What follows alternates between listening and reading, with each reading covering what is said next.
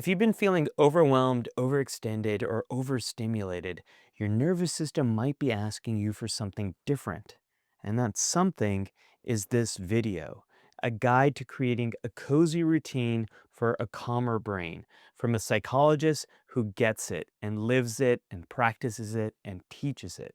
That's what we're going to do here.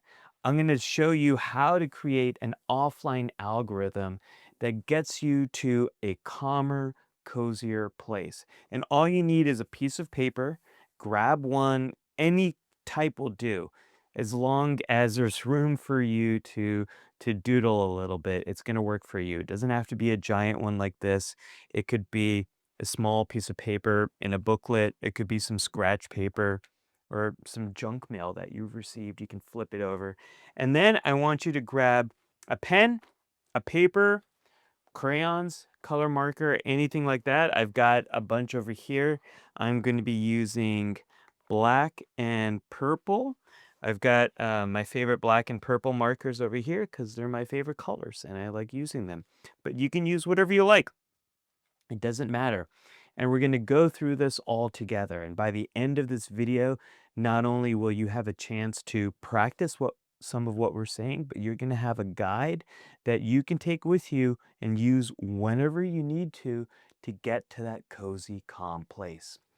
The doodle we are going to use here, the doodle technique, is from Ellen Forney. She is a comic book artist. Well, she's an artist. She does a lot of amazing things, but one of my favorite things that she has done is she wrote this book. It's called Marbles. It's a memoir. It's a graphic memoir of mania, depression, Michelangelo, and me. It's one of my favorite resources on understanding what it's like to experience depression, experience mania and bipolar depression, and it's just a fantastic, I think, a must read for anyone who wants to understand this. She came up with this doodle exercise to really help you focus, and it's called a crisscross doodle. I'll show you how it works in just a moment. But thank you, Ellen Forney, for that. And the reason why we're doing this as a guide here is so often when we're feeling overwhelmed, our focus turns into ourselves. It focuses inside our head, our body, into the whole internal universe. And it gets very hard to be present in the outside world, in the real world, in this present moment. So sometimes we need to do things that help us bring our attention away from the inside and back to the outside, to the real moment right now, this present moment.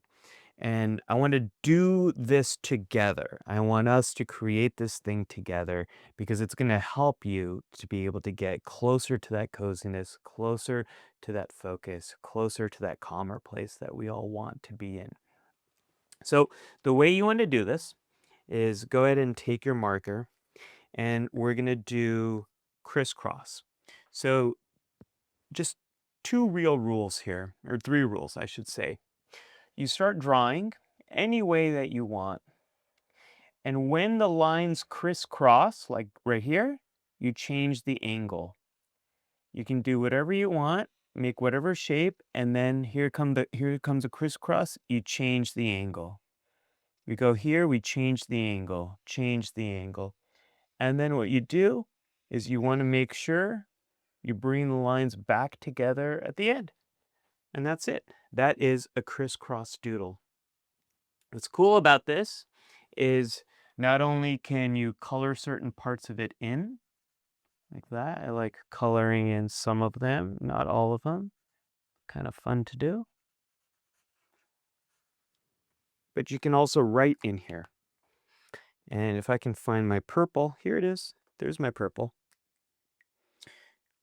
You can write in anything you want. I'm going to write in cozy. And where do I want to write this one? Where do I want to write brain? I'll try right here. There's no right way to do this. There's no wrong way to do this. That's what's so cool about a crisscross doodle. As you're going through this, you can make your own however you like. You can write down whatever is resonating with you, whatever you're feeling, or is something that you're like, you know what, that's interesting. I want to try this out myself. Whatever you like, go ahead and write it down. And this will end up becoming your guide, your offline algorithm for a calmer mind. No right, no wrong. In my family, we call everything a beautiful oops. If you if you write something down the way you didn't want to, like I often get nervous about making spelling mistakes, but you know what? It's okay if I make a spelling mistake because this is just for you. It's just for you to use, to enjoy, to help you be in this moment, and to help you take away some things that might help you get to that cozy place. Let's talk about that cozy place a little bit. All of these skills that I'm going to share with you are coming from something called dialectical behavior therapy. That is a big term there. And what it really means is learning skills that help you to be in the kind of situations you want to be in and be present in those situations. And a lot of the skills in dialectical behavior therapy are called emotion regulation skills. So often, our emotions go way up, and what they're supposed to do is get back to where they usually are. But for some people who might be more vulnerable to experiencing intense emotions, maybe because of the life you've lived, or maybe because you're just genetically wired to have the volume up on certain emotions, or maybe it's because of it's a tough time to be a human right now. Your emotions might go up and they might stay up for a long time. And it's when they're staying up that it might be difficult for you. It might be painful for you. You might make decisions that you later regret. Life can become much harder when you're living up here. So, a lot of the skills in DBT, it's about bringing you back down to that real mindful place where you're making intentional decisions that are true to the kind of person you want to be. So instead of living up here, it's about coming back down here to where you usually are. That's what these skills are all about. And the reason why I want you to think of them as cozy skills is because think of what coziness is all about. So, coziness, yeah, it's about comfort.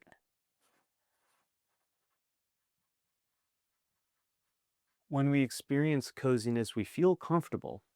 But think about coziness and think about comfort. In order to feel those things, you need to feel safe. So, these skills are also about creating a safe place for you, a safe place in your head, a safe place in the space you're in. It's also about rest. This is so important and something that many of us really struggle with nowadays. We we feel like we don't deserve rest. We feel like we need to send a few more emails, we need to do a little bit more work. We have algorithms that pull us in deeper into Netflix, deeper into YouTube, deeper into TikTok at exactly the times when we're trying to get into that cozy place. We're trying to feel that comfort. We're trying to feel safe. We're trying to feel rest. We get pulled into posts and videos and articles and headlines and notifications that make us feel more our emotion makes our emotions go up, make us feel unsafe, make us feel mad, make us feel scared. So all the skills that I'm going to be talking about, comfort, safety, and rest. This is what we're going for here. And this is what I think of as ancestral self-care. This is what our grandmothers, our grandfathers, our ancestors, this is what they did for themselves. They didn't have mental health days. They didn't have spa days. They took care of themselves. When they're done with the day, they rested. They pursued some of the exact stuff that we're going to talk about. They tried to get to that cozy, comfortable rejuvenating, rejuvenative, maybe? I don't know. It's okay. Beautiful oops. They got to that place of rejuvenation. That's what I want to help you achieve today. Okay, the first thing we're going to do together, well, I'm going to add a little bit more to my crisscross doodle. Once you've made one little crisscross doodle, the cool thing is you can make more. You can extend to it. I'll show you how. I can take a line over here, crisscross, move it here. And I'm making kind of circular shapes, but you can make them however you like. Sometimes people like to make triangles. You can make squares. I really like making circles. They make me feel like I'm creating something really beautiful here. Okay, that's an interesting connection I had over there. We'll go with that. Let me color in a little bit here. Maybe I'll color in this one. There's no real pattern I'm pursuing to how I'm coloring these in. I am just really coloring in whatever way I'm interested in, whatever feels right to me. We are going to be doing a breathing exercise to get us started here. So with breathing, the main thing I want you to think about. Oh, it's so hard. I made a very interesting E there. The main thing I want you to think about is a slow breath. When we breathe fast, it brings those emotions up in intensity. Fast breathing is what tells your body that it needs to act, it needs to move quickly, it needs to get ready to do something. It makes you more alert, more active. That's not how we feel when we're in a cozy, comfortable, safe, rest, rejuvenative place. So if you are feeling comfortable, if you're interested in trying, I want to guide you through a little bit of breathing because this is one of the fastest ways to get back into the present moment, to get anchored in this point in time, and to just bring some of the intensity in your body down. If you're in a very high state of panic, this is probably not going to help you. It might make it very difficult for you. It might make you even more focused on breathing. But if you're not in that state, I want you to try this out with me. And there's so many ways to do breathing exercises. It's very easy to get overwhelmed in all the ways that you can do breathing. The most important part, though, is just to slow it down. That's all you have to remember is to slow down your breathing. I like to do it this way. I like to guide people through a 5-second inhale, holding it for 2 seconds, and then a slow 7-second exhale. 5 seconds in, 2 seconds hold, 7 seconds out. We're going to do it together. I'm going to count on my fingers here, and I'm going to be doing it with you. Ready? Here we go. Breathe in, hold, and breathe out.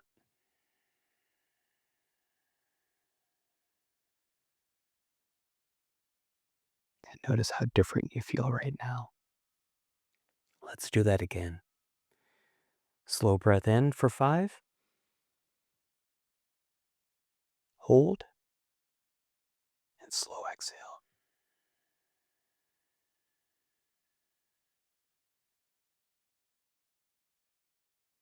Sometimes I like to extend that exhale just as long as I can.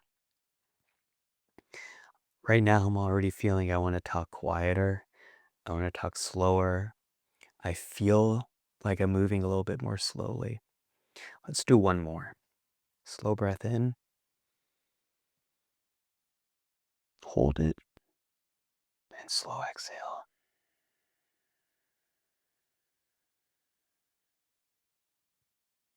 and that's slow breathing. You can do this anytime you need to, anywhere you need to, any place. That's the beauty of this skill. I love it so much. I use it all the time when I need to just bring things down a little bit. And the best part of it is nobody else knows I'm doing it. It's completely a little secret just between me, myself, and I. So slow breath. And sometimes I like to remind myself of 5 in, 7 out. So we can write that in right over here. 5 in, 2 hold, and then 7 out. I also want us to focus on our body for a little bit. So often when we go through the day, we're stressed, we're overwhelmed, we hold so much tension inside our bodies. And we're not even aware this is happening. A lot of people hold tension in their jaw and in their face, in their shoulders, in their hands. So what we're going to do is something called muscle relaxation. We're going to focus on these 3 parts: our face, our shoulders, and our hands a little bit. And what I want you to do is I'm going to guide you through an imagination, a visualization, and I want you to practice tensing certain muscle groups, intentionally tensing them, holding onto that tension, and then letting go of that tension. What you'll notice when you do this is you might notice the relaxation kicking in and the muscles intentionally relaxing. And sometimes it's only then that we realize how much physical tension we're actually holding in our bodies. So I'm going to guide you through this. For this first one, we're going to work on our face. And I'm going to ask you to imagine that there's this pesky little fly and it's landed right on your nose. And when we're ready, I'll tell you when. You imagine that this fly is landed on your nose, and then you're gonna squeeze all the muscles in your face to try to get rid of that fly. You're gonna hold on to that tension, hold on to that tension, and then you're gonna let go. And you're gonna relax your entire face.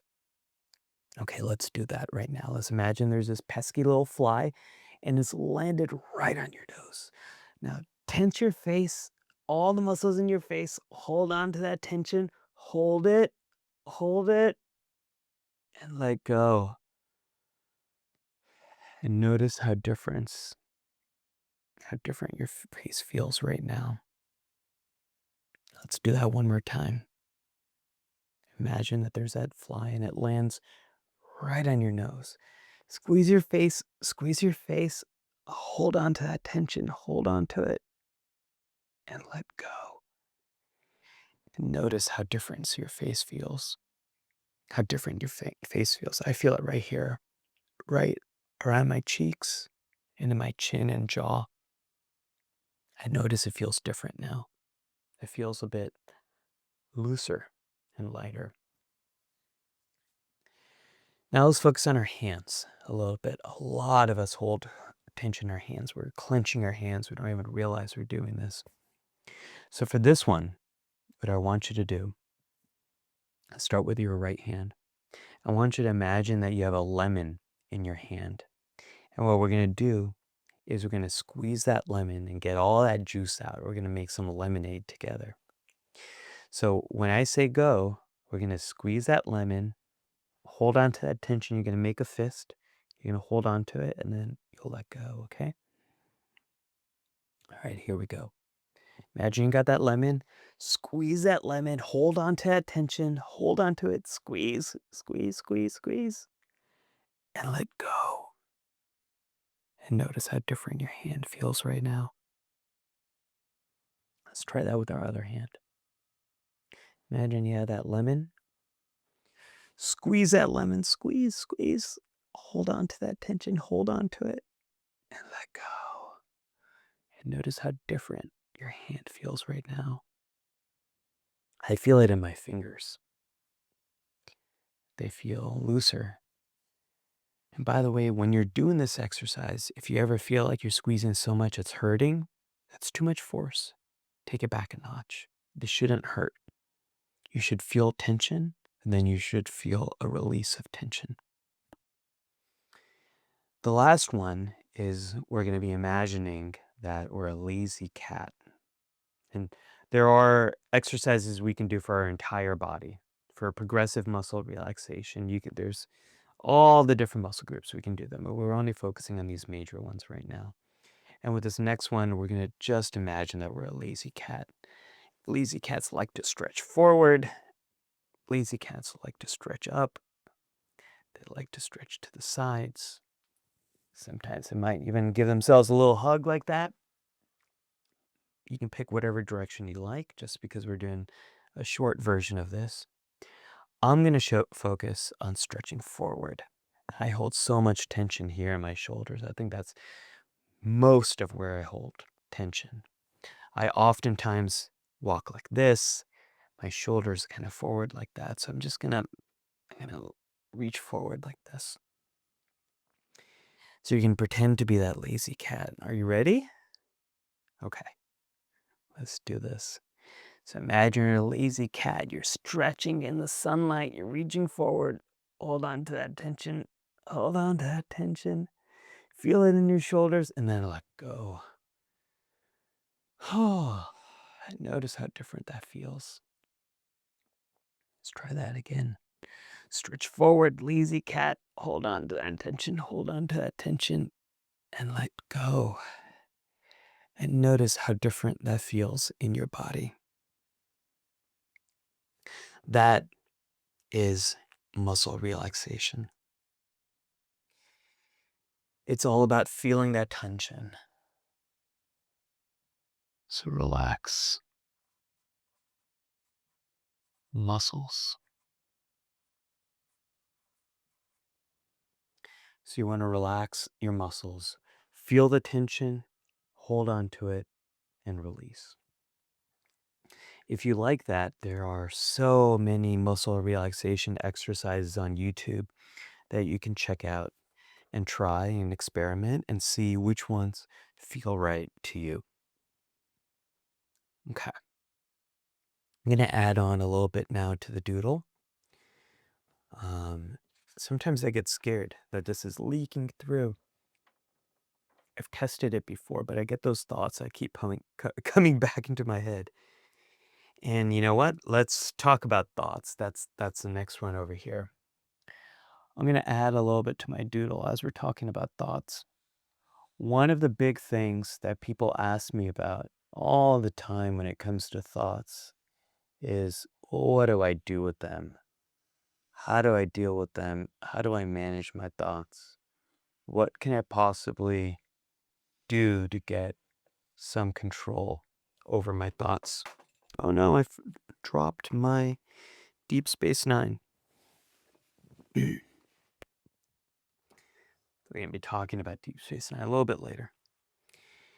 The thing about your thoughts is, if there are certain thoughts that keep popping up over and over and over again, it's probably not because that thought is true or that thought is important. If you keep having a thought over and over again, what it means is it's probably just reflecting how you feel.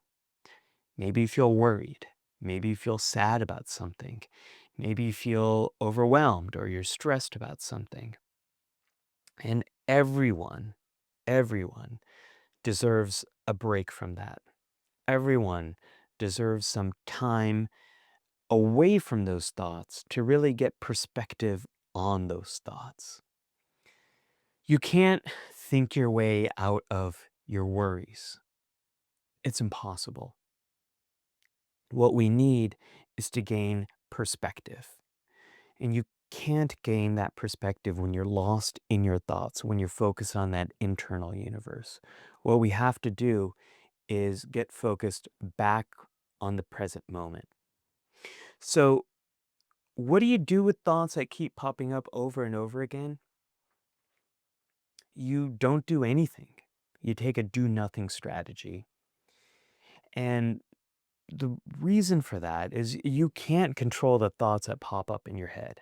You can't. They just live their own lives. Some come and go, some get recycled over and over again. It's not something you really have control over. What you do have control over is where you place your attention. And so, what I want to help you to do is to place your attention back on the present moment, get you some break from your thoughts. That's how you're going to get perspective on your thoughts. I don't want you to live by what your mind is imagining. I want you to live by what your senses reveal to you about the world. I think that is probably the entirety of all the work I do in mental health is to help people not live inside their minds, not live inside their bodies, not live inside what your mind body is imagining, but to live according to what all of your senses are revealing to you about the world, about what is actually really happening. So, the thing about thoughts here, write down thoughts.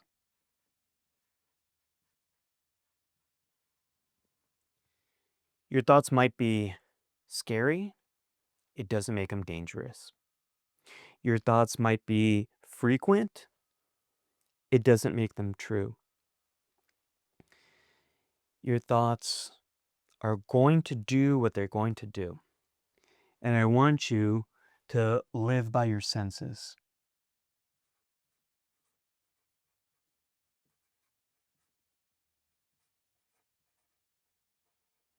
This is tricky to write.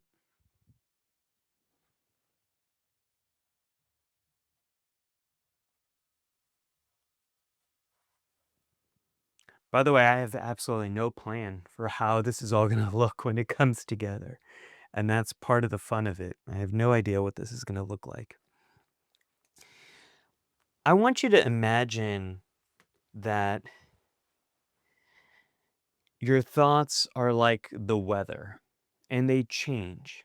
You have absolutely no control over your thoughts. You have no control over whether they're stormy or it's sunny and clear, or if there's a or if it looks like a storm is coming on the horizon and it looks kind of scary outside. You can't control the weather.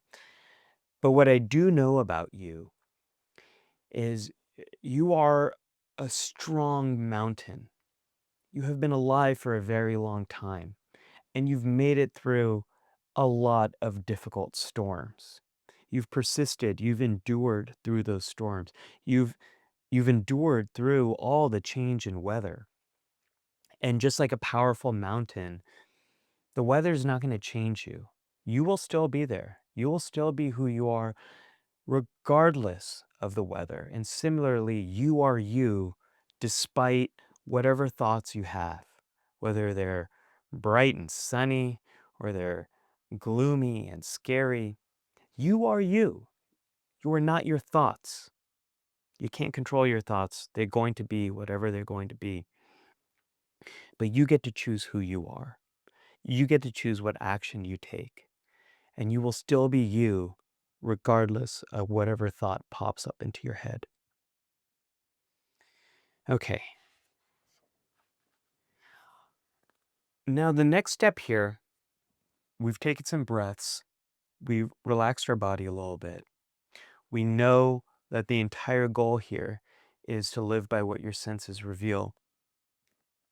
The next thing that's important for us to recognize here is to be kind to ourselves. The thing about kindness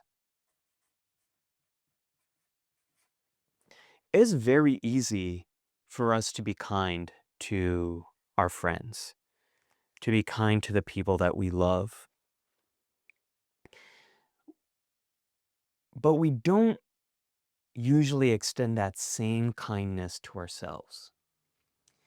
If somebody's having a really hard day, if somebody is stressed about work, stressed about money, stressed about school, and they might yell at somebody else and then feel bad about it. And they come to tell you and they say, Ali, I feel really bad. I regret this, but I yelled at that person. And then you say, whoa, what's going on? And then the other person says, been having this bad day. I'm really stressed. You go, well, yeah, I would probably yell at somebody too if I was having that kind of a day. What happens in that moment? You extended some kindness. You're patiently listening. You approached that person with curiosity, with concern. You were communicating in a way that made the other person feel safe so they could share with you.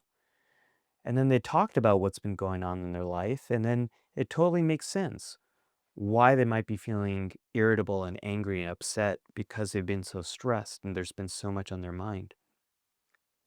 You provided that person with validation. Validation means recognizing why they might be experiencing this thought, this feeling, taking these actions because of the events that have occurred to them, that it makes sense that you got from A, B to C. That that is kindness. That is compassion. That is what we do with our friends and family. Why is that so difficult for us to do with ourselves? If we also are having a bad day, we can be so hard on ourselves. And it's so hard for us to make the connection that, oh, I'm having a bad day because of this. And to give some patience to yourself, to practice some compassion to yourself, to practice some acceptance with yourself. When I hear about self love and self compassion and giving yourself some grace, this is what it means to me. It means you're extending the same patience to yourself that you would extend someone you love, a friend, a family member. And that's what I'm asking us to do as we move forward here, is to extend some kindness to ourselves. Think about, what would you say to a friend?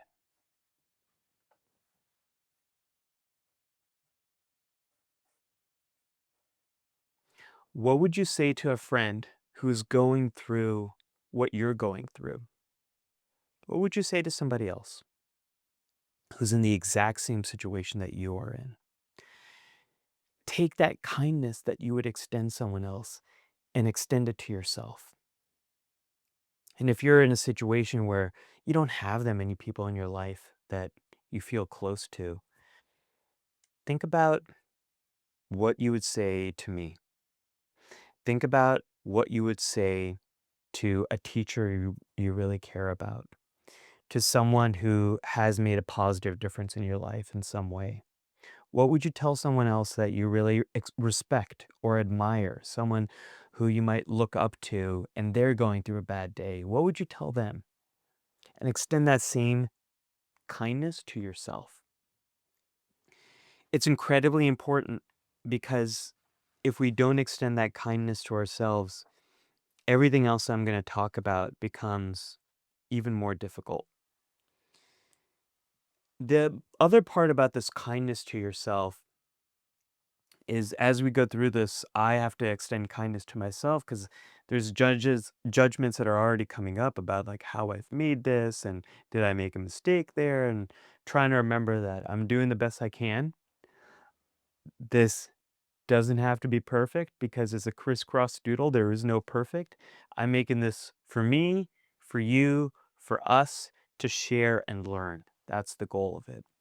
And I might misspell things. It might not look the way I had in my mind. That's totally okay. That is totally okay. I want us to start talking a little bit more about our senses. Remember before I said everything here is about living according to what your senses reveal about the world. Well, that is also the fastest way to get to that place of coziness, of comfort, of safety, of rest. is to use our senses. When we are tapping into our senses, all of our five senses, our vision, our hearing, our smell, our taste, our touch, when we tap into our senses, it is the fastest way for us to get our focus out of our head and into the present moment, into this world. And we can intentionally use that to get to that cozy place of comfort and to get to that place of calm, rejuvenative rest.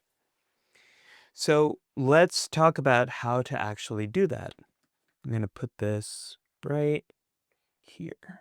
Senses. How can we actually do that? Let's talk about sight. I want you to think about what are things that you can look at that really get you to that place of comfort, of safety, and rest. What are the things that bring you down and make you feel at ease? For me, it's often photography can do that. When I have a book, it's a National Geographic award-winning photos.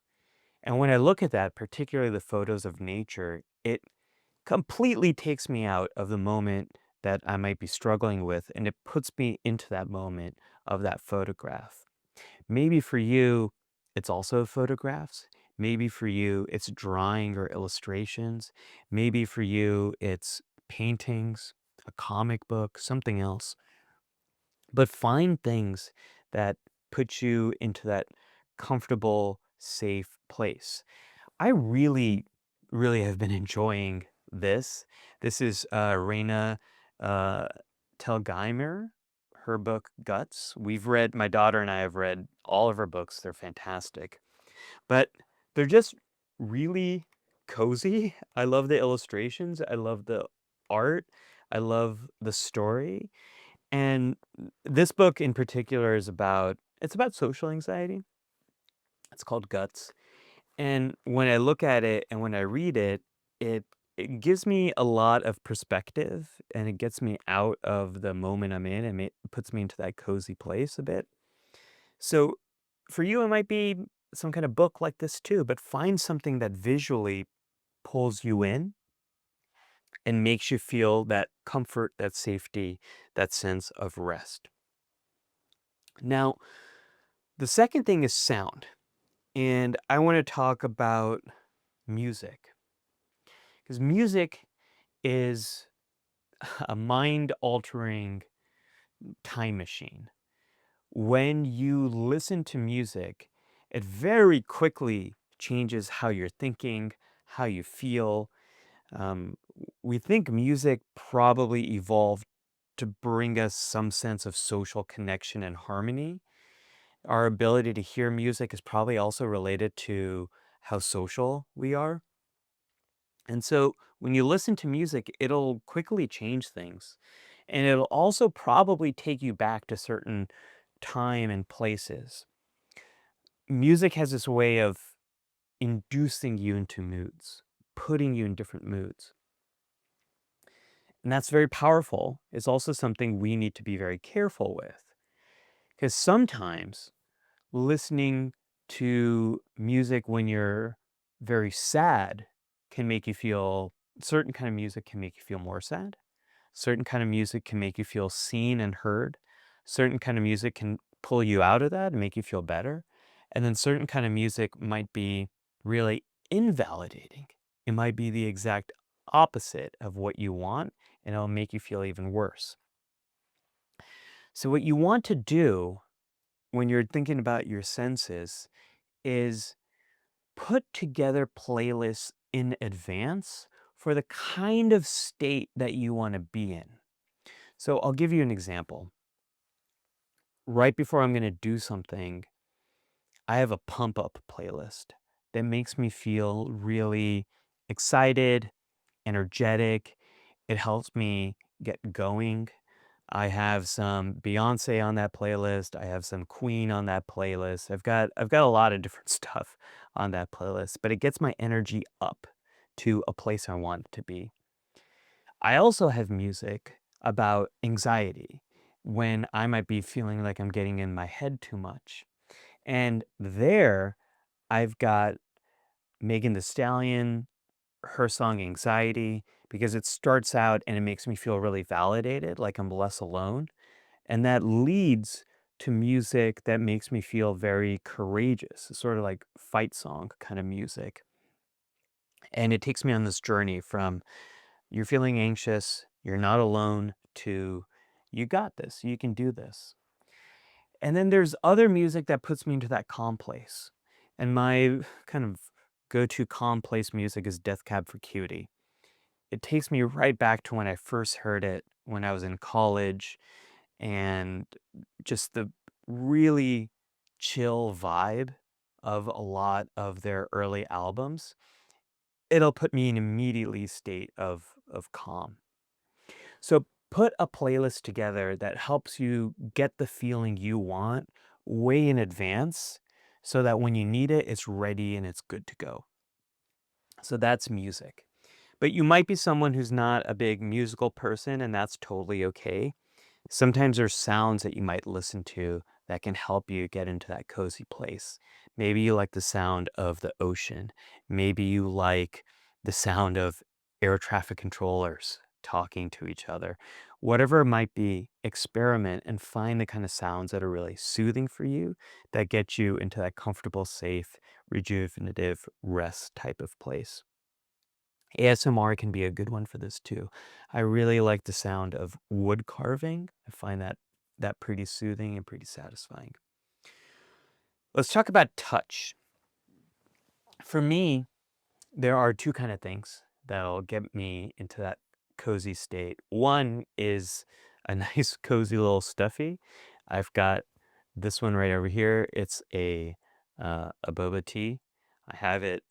It's always sitting below my desk. I've got it whenever I need it. I really love it. It feels good. It reminds me of boba tea, which I love boba. And so this is always good for me. I think it's so funny. It's got this little straw right over here. It always kind of makes me laugh. And then I also have this blanket right below my desk as well. Sometimes my office is cold and I like this blanket, and the little ruffles right at the end are always really nice. And so what are the touch things that feel good to you? If stuffies aren't your thing, maybe it's a pillow. Maybe having a nice texture on a pillow. It could even be a jacket that you love just having the feel of. For me, this watch in particular, it's not a very fancy watch. It's a Seiko Street Fighter Ryu inspired, or Ryu, however you say it, Ryu inspired watch. I love the texture of it. I love the feeling of the strap. And then getting back to sound and touch too. I don't know if you can hear that. I've got like 3 mics over here. I love the sound of this clicking and the feeling of this clicking. It's really, really satisfying. So sometimes if I'm in a meeting or something and I'm really frustrated, this kind of gets me into that calm place. Think about smell as well. And there's two main things I use for smell. My absolute favorite smell in the world is lavender. And a friend of mine, his family has a lavender farm. And so he brought me a ton of lavender one year and I put it in this jar.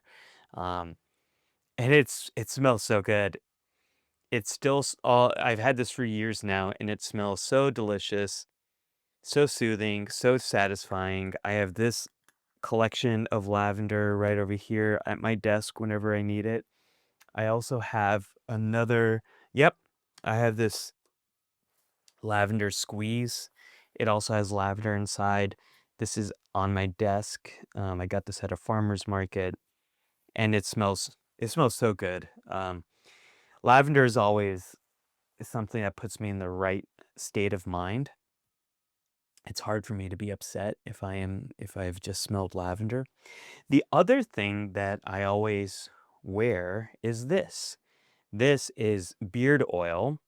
And the particular kind of beard oil is bergamot and vanilla. So it kind of has this Earl Grey This warm, cozy Earl Grey type of smell. So if you're not familiar, you put beard oil in your hands, you rub it on your beard, and then it sort of softens. It's like moisturizer for your beard. What I love about this one is when I put it here, I always just the smell is like right there whenever I need it. And whenever I need not only does it feel soothing on my skin and it has that great sense of touch again, but it also has that lovely smell.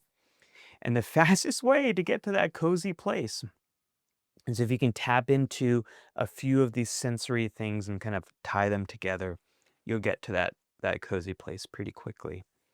For taste, my number one is this right here. It is peppermint tea, and it's just an herbal tea. There's no caffeine. I'll usually have this at night. It's the last thing I drink and eat. I guess it's the last thing I have before bed. But I'll also have it during the day if I need something to kind of bring me down. And it's so soothing. I just love the taste of peppermint. I also have peppermint candy too. If I ever need like a faster dose of it, I've got that for those times. But peppermint is the right kind of taste. It also has a right smell that puts me into that calm state. So think about it for you too. What helps you here? Another very popular strategy with your senses is 5, 4, 3, 2, 1. So you can look at 5 things in your environment and really focus in on them. You can touch 4 different textures around you. It could be your shirt, could be a watch, could be your skin, could be your pants, could be the desk, and just really hold on to those touch sensations. Listen to 3 different sounds in your environment. Like, for example, right now, I can hear my camera's autofocusing. I can also hear just the traffic outside. And then, do I hear anything else? It's pretty quiet in here. I guess a very subtle little echo of my voice, very subtle. But notice those little sounds right over there. Uh, you can smell 2 different things. It's very easy to smell. You can always smell I can smell the lotion on my hands or the beard oil on my cheeks. And then you can lift something else up. You can smell the beverage you have or whatever else you might have around you. And then last is just to notice a taste in your mouth and what that is. That is how we use our senses. The next thing I want us to talk about is to create some type of cozy space around you. So let's write that over here, space.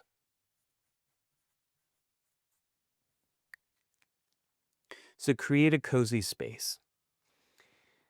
This is something I want you to do. If you haven't done this yet, find some time over the next few days to just create a little bit more coziness in your space. And the reason for that is when we get into that distressed state, that's not the time when we really can create an environment to help soothe us. It has to be something we do when we're already feeling comfortable, safe, and more in a state of rest. And the reason is it really helps to have a physical space to go to that you've helped create in some way that feels calming to you. I had to edit this part right out because right as I was talking about creating a calming space, there's a very loud sound outside. I wanted this video to be a soothing one for you, so I edited that out. It's funny because I was going to say that this space is my calm space. It is the quietest space in my home, and I am very sensitive to sound. So for me to come here and have a quiet space is so important. And I've also filled up this area with things that I find really soothing. So for example, I have my Deep Space Nine here. Oh no, one of my pylons came off. I'll have to look for where that pylon went. But I have my Deep Space Nine over here. And the reason I have this is because not only is it one of my favorite Star Trek series, but It is a Star Trek series that features friendships, family, love during a time of incredible difficulty. Particularly, there's a story of a father and son, and it's a father, his relationship with his father, and then his relationship with his son, which I think is incredibly moving and hopeful to me. So when times are really difficult, I look at Deep Space Nine and it reminds me that no matter how difficult things can be, we can find relationships to guide us through. I also have hanging on Deep Space Nine. I've got my little tiny, here he is. I've got my little tiny Godzilla. Um, a group of my friends, when I get really upset, they call me Godzilla. They say I'm going into Godzilla mode. And I I found this little Godzilla once at a toy store, and I think he looks so funny. I don't know if you how well you can see that. I think it looks really funny because he's kind of got this goofy smile. So to me, Godzilla as a story is a beautiful reminder of how Japanese people tried to make sense of the horrors they went through and the horrible things they did in World War II through this story. And Godzilla has sort of become this symbol of the traumatic events they experienced. And that story, I think, has led to healing and meaning making and help people to move forward. And I think that's beautiful. And I think that's something that we all are capable of. Even if we've gone through difficult things, we can find a way to make meaning from them, learn from them, and move forward and commit ourselves to a better future. So that's why I have Godzilla there. And the last thing I want to share with you that has helped me make this a cozy space is this right over here. This is a printout from the very first study that treated anxiety.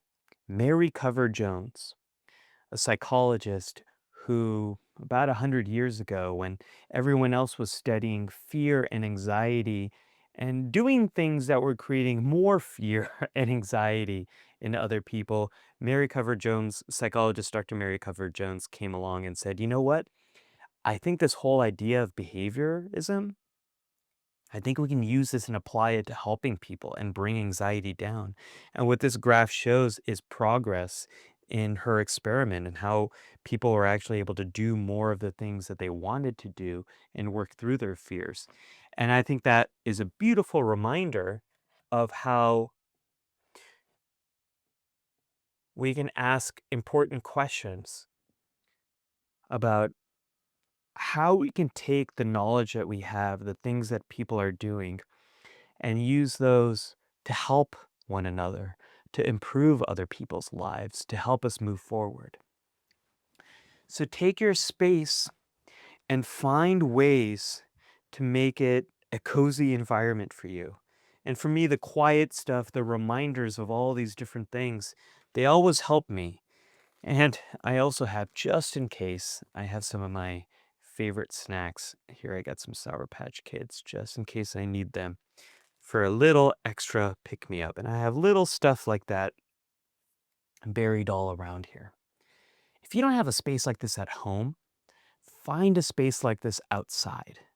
Maybe there's a little park that you can go to that makes you feel comfortable, safe. It gives you some time to rest, gets you a little space away from the stuff that's making your life a little bit difficult right now. Maybe there's a coffee shop, some environment that has the right vibe, the right energy for you. Find that space that helps you to feel cozy. The next thing here is a fantastic tip. And I think it deserves a whole new crisscross doodle over here. Huh, looks like a figure eight. I did not intend to make that. Um, but I did. There we go. That's interesting. So, temperature.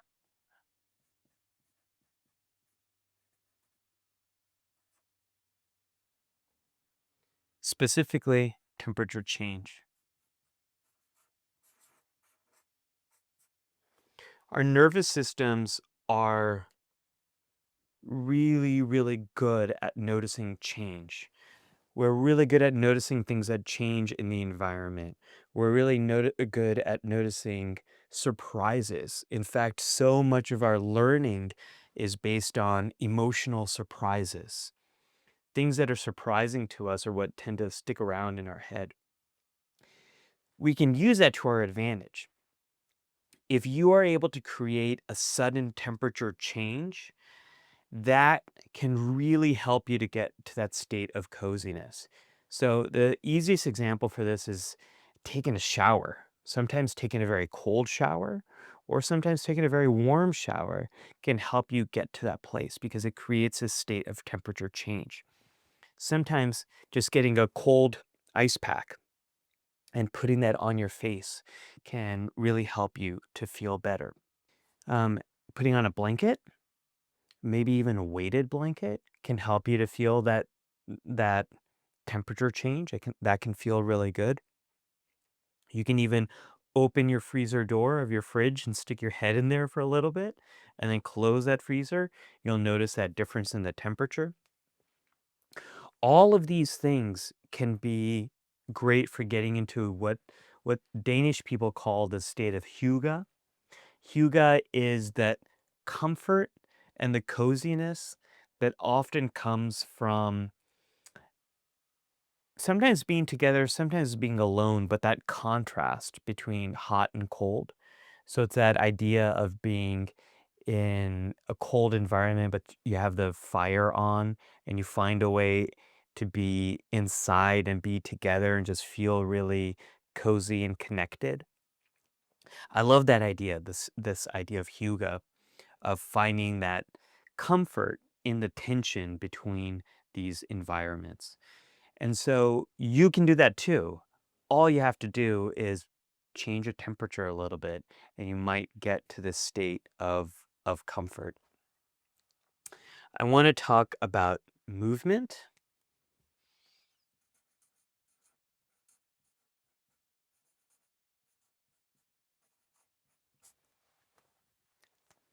When we are stressed, the reason we're feeling that way is our body is trying to rapidly change us to deal with whatever problems in front of us.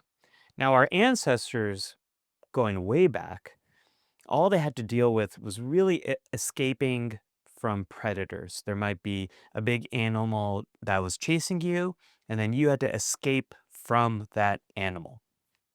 So stress was activated to get your body to run and just focus in on that animal and get to safety. And when you got to safety, you felt better, your stress turned off.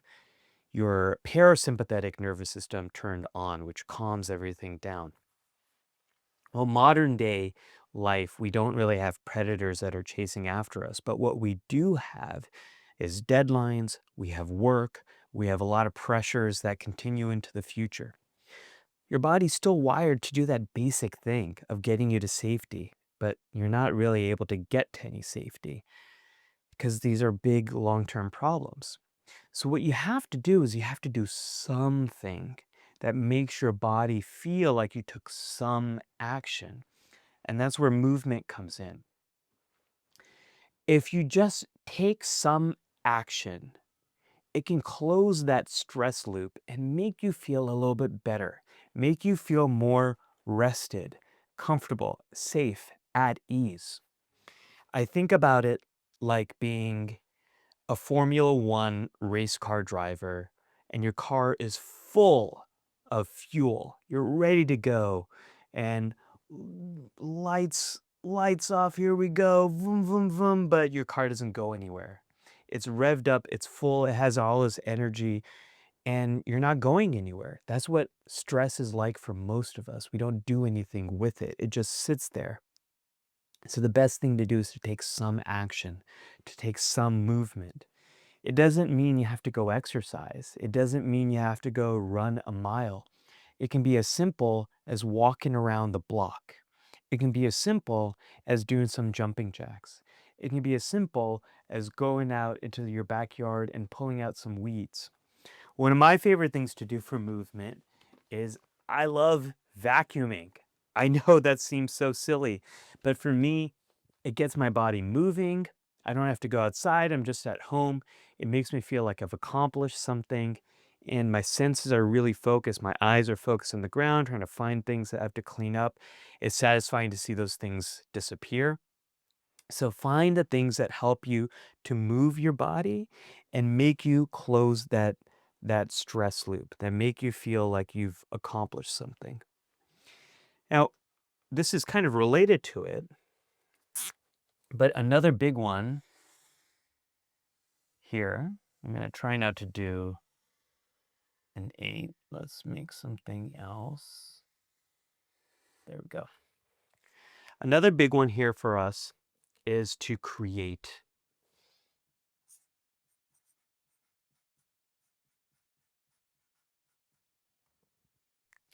It really, really helps to make something, anything.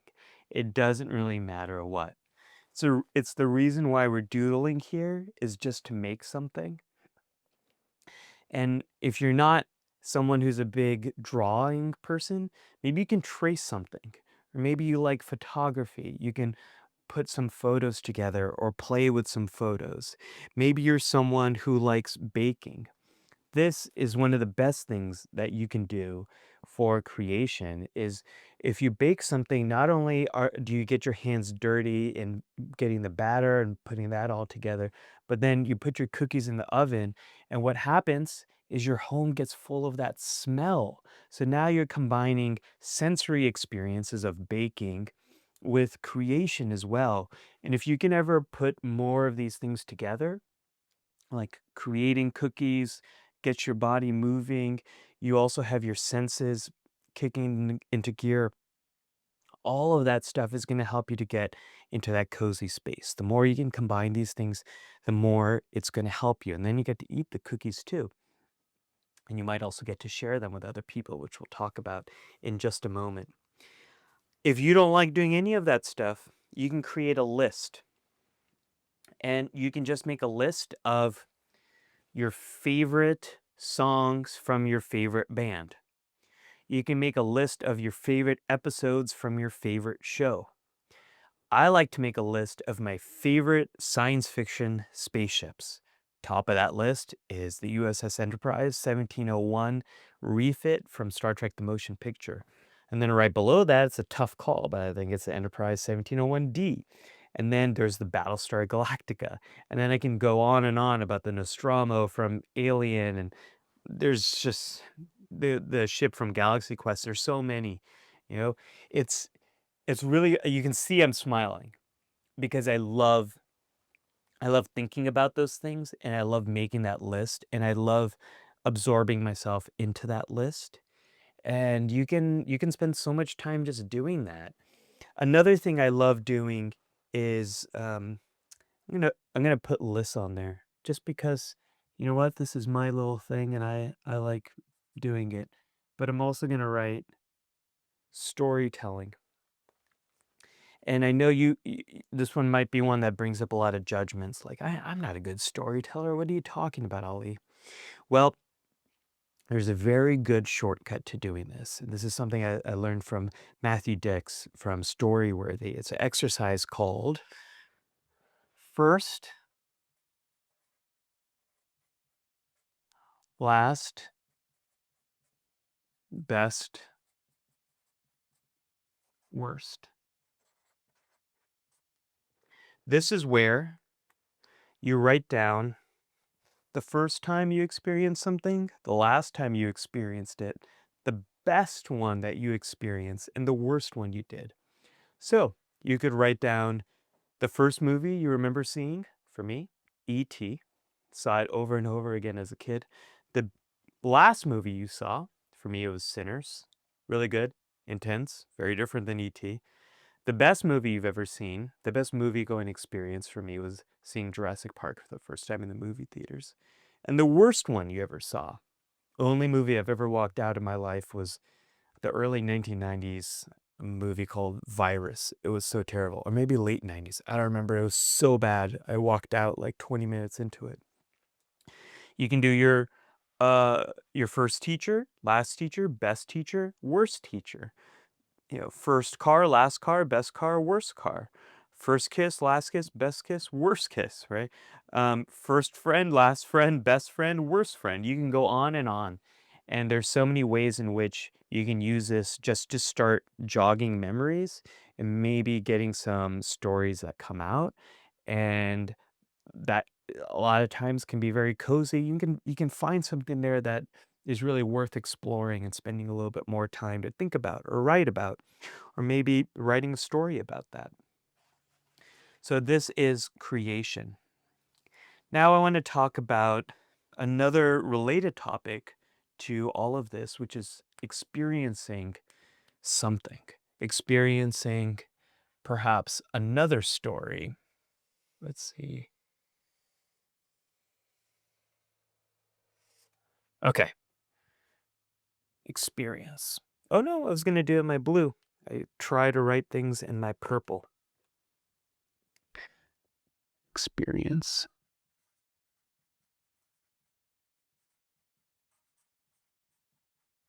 So here, it's using a story, a book, music, a movie, maybe even a comedy special, a TV show, some type of experience that you can really pour yourself into. Recently for me, for books, I've been reading The Lord of the Rings for the first time. And it's been a pretty cozy experience. Everything in the Shire has been super nice, but I once I got out of the Shire, it got a little bit less nice and a little bit more intense. But I've been doing Lord of the Rings, which has been helping me, especially at nighttime, is something I'm doing. For a TV show, if I watch The Office, it's always a cozy space for me. I know those episodes well. I know those characters well. It's pretty soothing. It's pretty comfortable. Pretty easy for me to put myself into that space. And Ronnie Chang, his comedy specials, I love watching him. I love the way he thinks. I love the way he acts, and it always makes me, at ease. The thing about experiences, about TV, about movies, about all this stuff, don't let the algorithm guide you. Have a plan for what you want to do, know what you like to watch, what really helps you to get to that cozy, comfortable, safe, restful place in advance. Otherwise, the algorithm is going to push you and pull you, and you're going to end up watching too much stuff or the wrong thing for the wrong moment. That's not the way you want to do this. We want to be intentional with all of this. Now I want to talk about gratitude. Let me put that right here.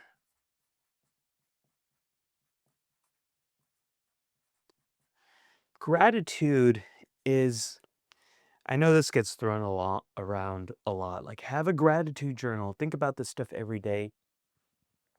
You don't have to do that all the time. But there's a reason why gratitude has become so popular as a strategy to help you with these different things. Gratitude is a super emotion that not only helps you when you're tapping into it, it also helps the person who receives it. And it also helps lift up anyone else who witnesses it. So if I express gratitude to my best friend and his wife also hears that, it ends up helping all three of us. That's why it's a super emotion. And to express gratitude, you don't have to do this overly serious thing. It can be as simple as sending a text message to someone and saying, you don't just say, "Hey, I'm grateful for you." You say, "Hey, thanks for doing this thing." Or I just remembered that one time you did that. That was really nice of you. Thank you for doing that. You can also journal about it. So maybe you do first, last, best, worst, and you uncover something that you're actually grateful about. You can write about that and just have that moment and have that moment to go to. The other way in which you can use gratitude is to compare against a past moment in your life that might have been very difficult and to be grateful for the journey you've had since that moment, the things that you've learned, the person that you've become, how you might be in a better place now as it relates to that moment in the past. I get that often when I'm reading Raina's books because I'm just so glad I'm not in elementary and middle school anymore and all the stuff that we go through during that very tough time in life. And if you have none of those options, what you can just do is express some gratitude to someone in the comments section here for sharing their experience, or to go to another video on YouTube that has meant a lot to you and just write out a comment there expressing your gratitude to that creator for making this thing that had some kind of positive effect on you. You can do that to express your gratitude. There's a lot of different ways in which we can do this. The next thing here is to visualize.